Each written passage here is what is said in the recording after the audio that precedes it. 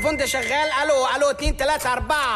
اهلا، مساء الخير، ازيك، عامل ايه؟ انا مبسوط اني معاك في اوضتك. انت منين؟ بيقول لك 200 طلعوهم من الديل، 90 لقوهم محشورين في الموتور، والباقي متقطعين ومتنطورين في الكابينه. ده نهار ازرق يا استاذ. ما هو اللي مخوفني انه بيقول لك ان الطياره اللي وقعت دي نفس نوع الطياره اللي هركبها انا النهارده. يا اخي ان شاء الله توصل بالسلامه، صلي على النبي بقى. بيقول لك بقى لما بيلاقوا الجثث. هو مين اللي دايما يقول لي ويعرفني منين؟ ما تقاطعنيش. بيقول لك لما بيلاقوا الجثث ده اذا لقوها اصلا بتبقى جثث ميته وبعيده عنك، بيبقوا عاملين كده. لا لا لا لا يا اخوانا، يا امن المطار، يا اسعاف، معايا واحد وقع من الطياره. أهلا وسهلا ومرحبا بكم مرة أخرى في صدى ثبت. موضوعنا النهاردة عن الشخصية اللي بتدير كوكب من الباطن. كلامها سيف على رقبتنا من غير ما يكون له أي ريفرنس. احنا غالبا كده في السبكونشس بتاعنا متأكدين ان أي جملة بتبدأ بيقولك هتنتهي بكارثة، عشان يا جماعة البداية دي بتدينا حق نبقى دكاترة ومهندسين ومحللين سياسيين واحنا فاردين ظهرنا على الكنبة عادي. فأنا مش قادرة أوصل إحنا ليه ماشيين ورا الكلام حد ما نعرفوش وبنستشهد بيه في كل المواقف وكارفين للكتب والأبحاث. فيلا بينا نرغي شوية ونشوف الحوار ده بيقولك إيه. بيقولك يا سيدي اسأل مجرب ولا اسألش طبيب، وبجد التجربة دايما أحسن ريفرنس وأحسن من أي كلام نظري أنا معرفش نتيجته العملية وصلت لفين. هحب جدا أسأل مجرب، بس في مجتمعنا اللذيذ جدا ده مش بس المجرب هو اللي بيرد على السؤال، المجرب واللي مش مجرب واللي ما يعرفش حاجة عن الموضوع واللي سمع عنه طشاش كده واللي لسه مولود. بجد مفيش أي حد بيحتفظ بكلامه ومعلوماته لنفسه أو حتى بيعرف يقول معرفش. بس هل فكرتوا قبل كده مين هو أول واحد قال بيقولك؟ أو إمتى؟ طب ليه قرر يرمي المعلومة ويجري؟ طب هيستفيد إيه؟ بجد. المهم ان انا اخدت الموضوع على محمل الجد وقلت ادور واشوف هل فعلا في ريفرنس اصلا لقصة الهبد والفتي ولا لا. فقدامي حلين، يا هدخل على جوجل عادي يا اما هدخل على جيميناي. وهنا يا جماعة اكتشفت ان جيميناي برضو بيهبط زينا عادي جدا، لان انا لقيته بيقول لي ان علماء الاجتماع بيقولوا ان الهبد او نقل الكلام بدأ من وقت ما الانسان البدائي كان بيقعد قدام النار في الكهف.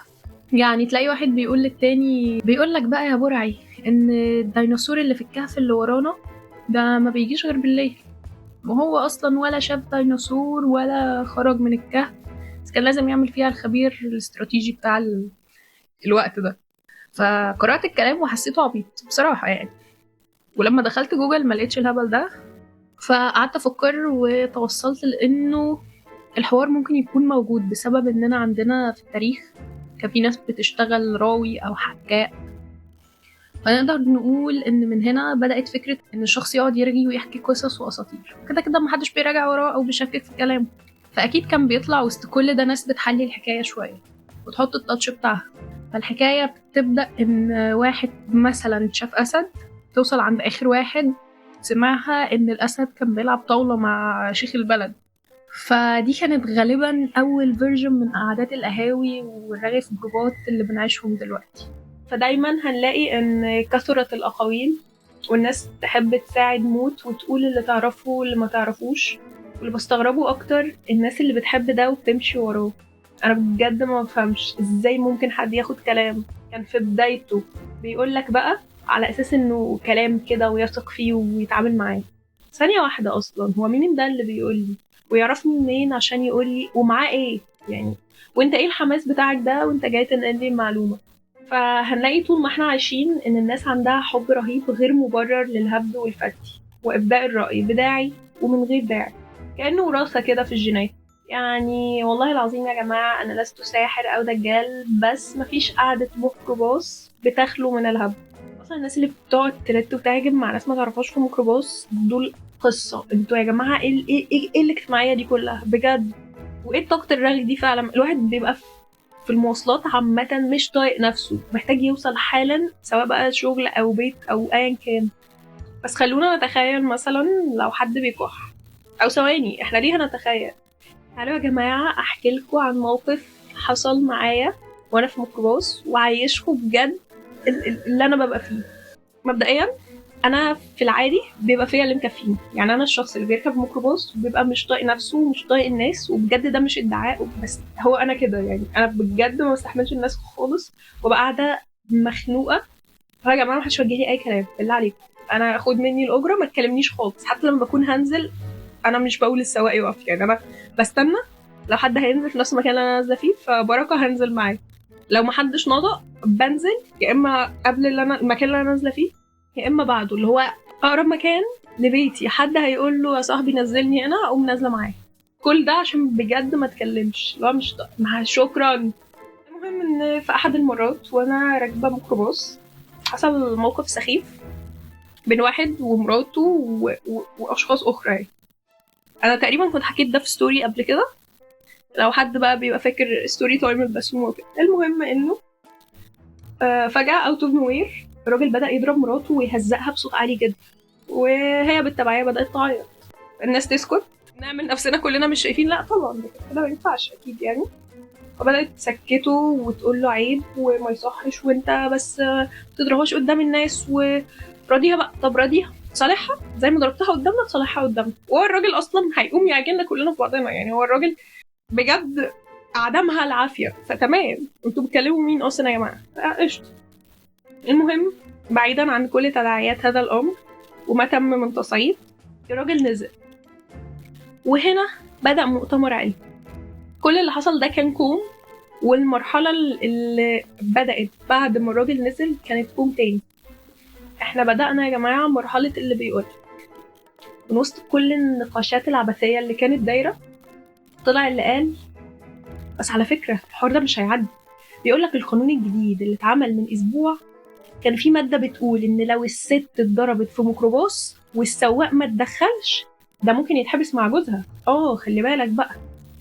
السواق فرمل فجأة طبعا والناس بدأت تتخض وحصلت حالة من الهرج والمرج غير مبررة، عشان الكلام اللي احنا سمعناه مش منطقي، بس هو قالها بثقة وحماس كأنه بجد لسه يعني هو اللي حط القانون، هو اللي حط القانون ومعتمده وجاي لسه حالة يطبقه. يعني خلاص الراجل اللي قال الكلام ده هينزل ياخد السواق ما يوديه الاسم حاجة ما فيهاش بقى.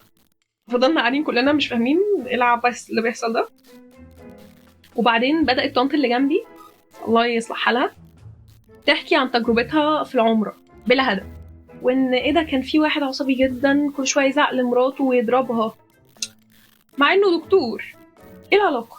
بالله عليكي يا طنط ابوس ركبك، ايه العلاقه؟ انا مش فاهمه ايه علاقه ده بالموقف اللي حصل، وايه علاقه انه دكتور بانه بيضرب. انت عايز توصلي لايه؟ انا بجد نزلوني اقف يا اسطى نزلني هنا بالله عليكم. فيا جماعه انا كنت قاعده هرمي نفسي من الشباك خلاص مش قادره يا جدعان بالله عليكم حد يروح. فده موقف صغير جدا من المواقف اللي بتحصل في الميكروباص. أنا متأكدة إن كل واحد فينا هيبقى حصل معاه أو قدامه 40,000 موقف فيه هبد وفتي عبثي ملوش أي علاقة بالعقل، يعني كلام بجد لو نقل الكلمة أكيد عمرنا ما هنقول الكلام ده. وهكذا طبعا في قعدات العيلة وأي تجمع لا يخلو من الهبد كده كده. فتوصلت إننا شعب بيجري في دمه الهبد والفتي. ولا انا مش هحرج نفسي طبعا وباين اني معرفش ايه ده ازاي يعني، بس لا عادي ان انا اقول معلومه غلط والبس الناس.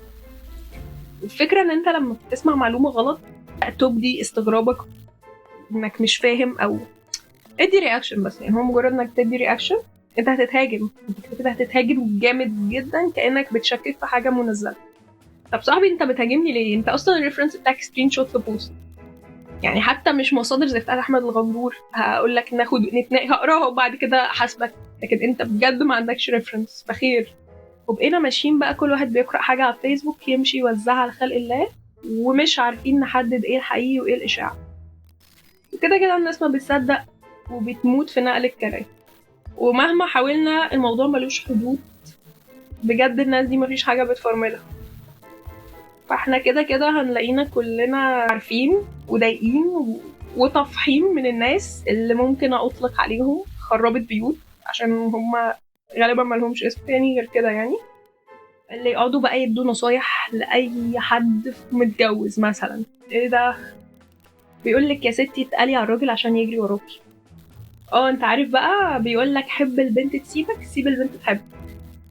فالمفروض انتي تبقي متخانقه مع جوزك وانتي اللي غلطانه وخاربه الدنيا، وتقعدي تقولي لا بس انا هتقل، اصل هو لازم يعرف قيمتي. ماشي يا عبيطه، خليكي بقى كده هتنوري بيت اهلك حبه حلوين.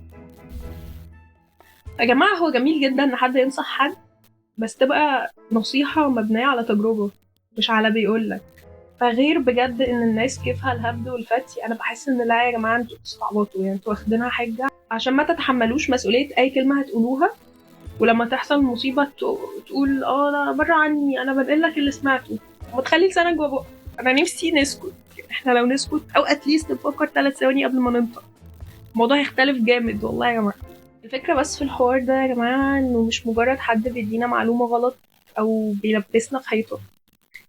الاعتماد على العبث اللي بنسمعه بيلغي عقلنا وبيخلينا نفكر ونتصرف على أساس كلام ملوش صح.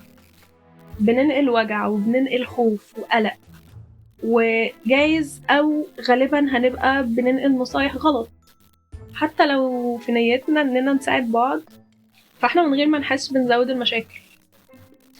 خلينا نحاول فعلا، مش أي حاجة هتتسمع تتقال، ومش أي صوت عالي هيبقى صح، مش أي بوست أو سكرين شوت مجهولة المصدر نصدقها. محتاجين نفلتر ونوزن الكلام بعقلنا. واستأذنكم نبدأ ننشر ثقافة المعرفش. عادي، مفيش حد ايا كان قدر علمه ايه عارف كل حاجة وقادر يرد في كل شيء. محتاجين بس نبقى أمناء مع نفسنا ومع الناس.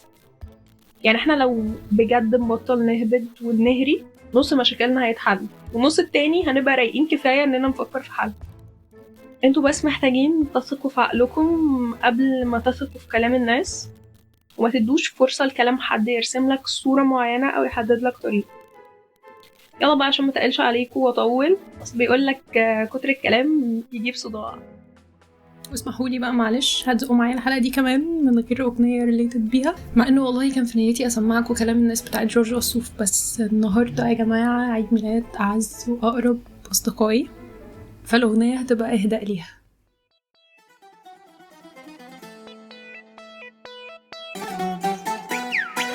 كل سنة وانت قلبي، كل سنة وانت جنبي، كل سنة وانت الحب، كل سنة وانت التوب.